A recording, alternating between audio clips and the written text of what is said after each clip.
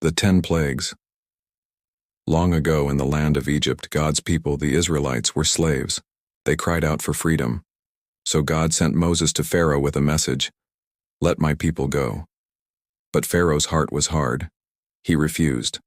And so one by one God sent mighty signs, 10 plagues, to show his power. Moses struck the Nile River with his staff. The waters turned to blood. Fish died, the river stank, and the Egyptians could not drink. Yet Pharaoh's heart stayed hard.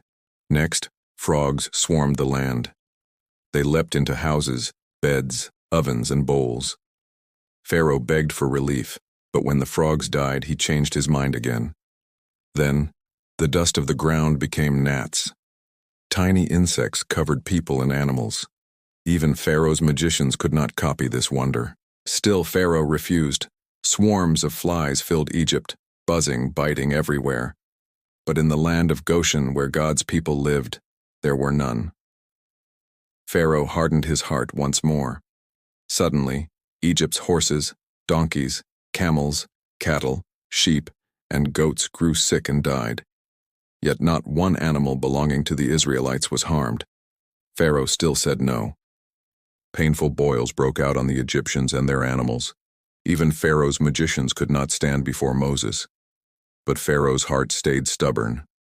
God sent a storm of hail, thunder, fire, and ice crashing down. Crops were destroyed, trees shattered, and people who ignored God's warning perished. Pharaoh trembled, but when the storm ended, he turned back again. Then came the locusts. They swept across Egypt like a dark cloud, devouring every green thing left after the hail. Pharaoh pleaded, but once the locusts were gone, he hardened his heart again. For 3 days, darkness covered Egypt. Before I continue, please like and subscribe. It really makes a difference. No one could see or move. Yet in the homes of the Israelites there was light. Still Pharaoh would not let them go. Finally, God sent the most terrible plague. In one night, the firstborn son of every Egyptian family died, even Pharaoh's own child. But the Israelites were safe. They had marked their doors with the blood of a lamb just as God commanded. Death passed over their homes. This became the first Passover. At last, Pharaoh let God's people go. The Israelites marched out of Egypt, free at last. But Pharaoh's heart hardened once more, and he sent his army to chase them.